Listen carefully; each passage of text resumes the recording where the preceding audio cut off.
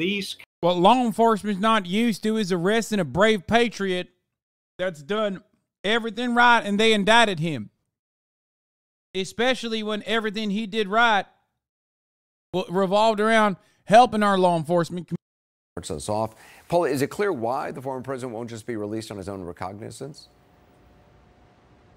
Well, Anderson Cooper, down here in Fulton County, the way this works is that first you negotiate your bond agreement, then you surrender, and then a judge schedules an initial appearance for you, an arraignment. That's your first time going before the judge.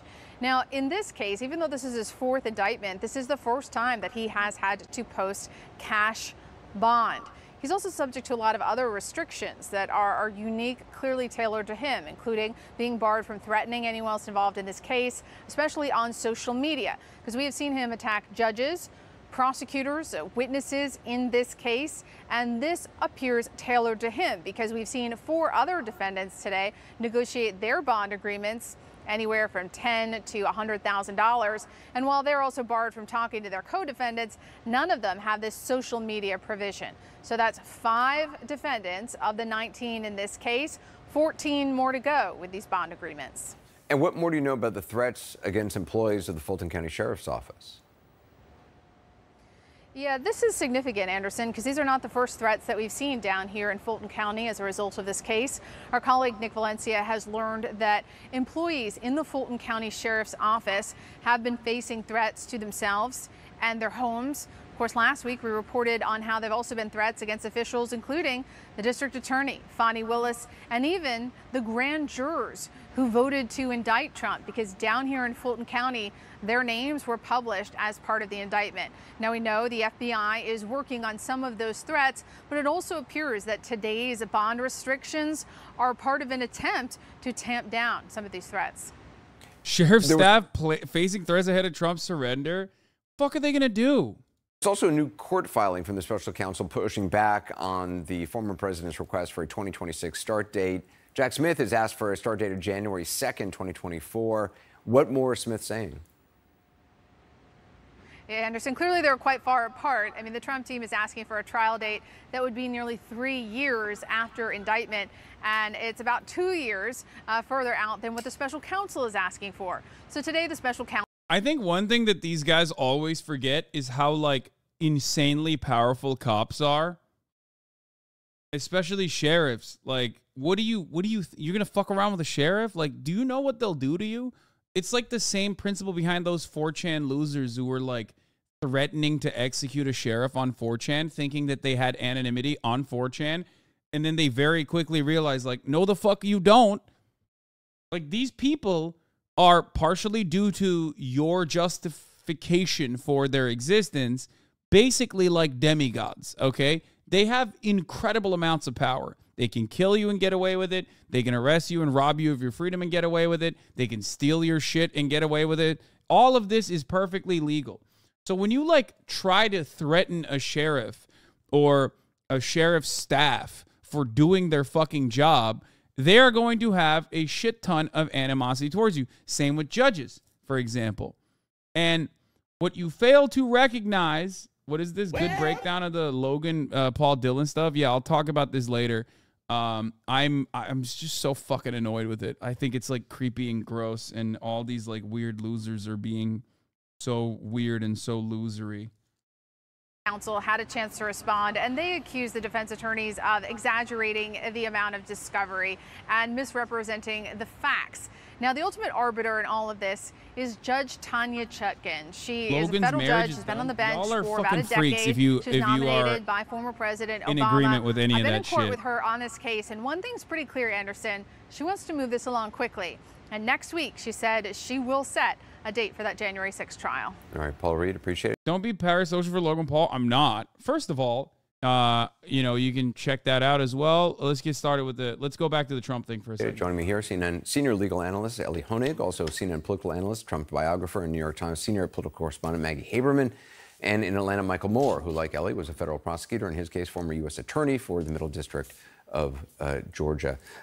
Maggie, I mean, this ruling now from the judge warning about Trump can't threaten anybody, a witness, this is kind of an odd line. I mean, he's running against Mike Pence. If he tweets something negative about Mike Pence, where's the line here? We are in unprecedented territory. My suspicion is that this is the real reason why Trump didn't want to appear on stage with Mike Pence and didn't do the debate. Not because he's like afraid of giving people clout or whatever, but mostly because I think he was maybe not interested in asking the judge for permissions ahead of time and then possibly getting rejected by the judge for appearing on a debate stage. It doesn't matter if Trump gets attacked by everyone, chat. Trump thrives in that environment. He don't give a fuck about being everyone's going to attack him. The real issue is the legal complications that the legal complication that Trump would have, as though because there's an ongoing active case, and one of the main people on stage is literally a key witness. Someone said rejection sensitive dysphoria. No, I don't think that's the whole point. I don't think he's afraid of rejection. I do believe that I will be streaming the debate tomorrow. Yes, I do believe that it's because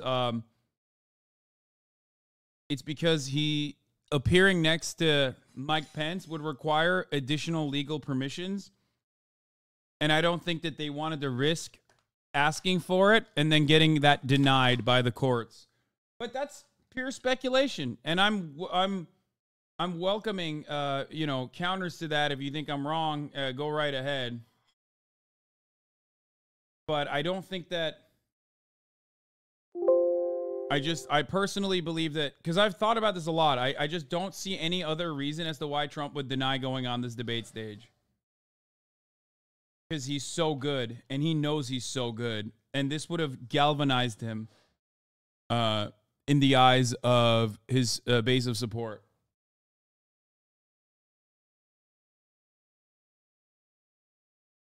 Territory, and we have, I think, grown tired of saying that, but it really happens to be true here. I think we're going to find out where the line is, and I think that as we have seen with former President Trump over and over again with his social media feed and his commentary, he tends to test exactly where that line is. We have seen him do it in the federal cases against him. I think we will see him do it here, but you are right. It's a very broad stroke, and so I don't know quite what this is going to look like. What Trump's lawyers have said over and over is that his free speech rights are being targeted, and he is the front runner for the Republican nomination. It's impossible to divorce all of this from that context. Yeah, Elliot, I mean, he tweeted recently about Mike Pence, calling him little Mike Pence or little Pence, and said he's, gone to the dark side.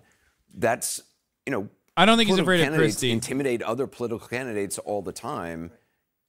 Again, where's the line? Well, that's precisely the difficulty here. I think there's some tweets that are clearly over the line. Let's remember what Donald Trump said on Truth Social about Jeff Duncan, for example, right? Clearly attacking him, clearly connected to the case. But Mike Pence is a little more ambiguous because, as you say, they're engaged in a political campaign against each other right now. And so prosecutors and judges are going to have to use their judgment. But for every close call, like this example with Mike Pence, there have been many that are far over the line. And really, the question is going to be, how tightly do prosecutors and the judge police this? Because everyone in this case has been threatened somehow. But look, the former president, he walks that line constantly. I mean, he intentionally, tweeting out, you come for me, I'll come for you. Again, well, this is also where you're going to see, and I'm sorry, Anderson, but this is also where you're going to see, and tell me if you disagree with me on this, but you're going to see the difference between what the state judges and prosecutors are going to be comfortable with versus the federal prosecutors, because so far we have seen, at least in the federal cases, I think a pretty wide amount of latitude given so far. They are clearly signaling in Georgia they don't want to do that here. But again, you are talking about multiple cases in multiple jurisdictions. There's going to be a collision. Michael, I mean, you know Georgia well. Do you see the judge there being tougher on the social media stuff? Well, I'm glad to be with all of you. This is a fairly new judge. He's been on the bench for just a short time, less than a year. It'll be interesting to see how he decides to run it. I will agree with this premise, and that is the line that's going to have to be walked will be about what he could say politically versus and defend himself politically versus what he could do to sort of throw gas on the fire on this criminal case. And so I think that's going to be the danger, and the danger will be the prosecutors filing too many motions or making too many requests to sanction him in some way, and then getting shot down. So hopefully they will reserve sort of the nuclear option of having a bond revocation or something like that until he does something that is clearly an overt threat, encouraging people, responding to a tweet, or responding to something that's politically been said to him, or a challenge that's been made by one of his political opponents. I just don't think is going to be enough, given the nature of the case and the facts that we are in the middle of a campaign, and there's just no way to divorce this case from that. So once we acknowledge it, I think it kind of guides how we proceed. And Ellie, what is the penalty? And what is the nuclear option? Michael was talking about revoking a bond. Yeah, the penalties can be increased bond amounts. You can say you have to post more money now. The penalties can include other measures like electronic monitoring, house arrest. This is all in a normal case. Up to and including the nuclear option would be imprisonment. I mean, I don't think there's any real. That would be so fire, but it won't happen, especially because Secret Service would have to go to prison with him, which is a really funny thing to think about. Like, it's really funny to think about because it's like it has the makings of the funniest fucking comedy show. You know what I mean? That's literally like a premise for a show. Once the writer's strike is done, I'm telling you, someone is making a TV show where the president goes to jail and they have to go with their Secret Service agents. Realistic chance Donald Trump gets locked up for violating bail, but it happens. It happens in real life. It just happened to Sam Bankman-Fried, as one example, in the Southern District of New York. So, but the collision here of politics and law is so complicated for exactly that reason. Yeah, I mean, so Maggie, he's not going to go to this debate. He's said he's not going to go to any debates. Yeah, and who knows what exactly that means. It was a sort of ambiguous Truth Social post, but I do think that he feels as if he is up in the polls. I think the question is going to be whether he can help himself. I don't think he wants to go to the Reagan Library debate in September. We'll see if he does or doesn't, but he has all sorts of issues with the people who run the Reagan Library. After that, I think it's an open question, both whether he would want to go and who will even be on stage at that point. Look, he's not as strong in the first two early states, in the polling of those states, as he is nationally. I think that the national number looks very different, but he's still pretty strong in the early states. And so I think that his folks are going to stick to that and see, very little upside in him going. Michael, the argument made by, Chris Christie, others is, well, if he's weak in Iowa and New Hampshire, if he doesn't do as well there, then that's going to be a cascading domino effect in South Carolina and elsewhere. Do you buy that argument? Well, I think that's probably as much of a wish as it is an argument that he's making there. I see this Trump machine sort of moving forward full speed ahead.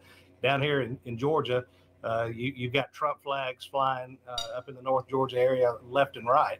And some of them never been taken down and some are new going up. So I really don't think that the question will be his performance necessarily in those other states if it hurts him, because I just see him. I think the primary is his to lose right now. And Michael, we've already, we're seeing threats now against employees of the Fulton County Sheriff's Office. How much does that complicate security concerns around the actual turning in later this week? It's going to be complicated. I mean, remember that law enforcement is accustomed to having people make threats at them. They spit at them. They fight them when they get arrested. They're used to that kind of thing. But this is unusual because of the nature of the publicity, the fact that it is so public, and we're already dealing with a situation where the courthouse is basically cordoned off, and it looks like Fort Knox around there, and that's something that they've not been accustomed to either. So from the jail to the courthouse and all of that, the coordination between the Secret Service and local law enforcement is going to be important. But what law enforcement's not used to is arresting a brave patriot that's done everything right and they indicted him. Especially when everything he did right revolved around helping our law enforcement community. Kinds of threats are different than when we're talking about threatening grand jurors or threatening jurors, threatening witnesses. I think law enforcement, by and large, they are used to dealing with people who are recalcitrant and who want to say crazy things and do crazy things. That's what the nature of their job is. But this is different in that it is. It's not necessarily dealing with one source of a threat. It's dealing with sort of a source that spreads out its tentacles and causes other people to do crazy things, and that's what they've got to watch out for. Yeah. Michael, appreciate it. Maggie, Ellie as well. Thank you so much. A report in the Atlantic that you gave an interview to, you said, quote, "I think it is legitimate to say how many federal agents were on the plane." Hashtag Vivek Ramaswamy takes down Caitlin Collins on hashtag CNN. Love the titling, love the rip on this.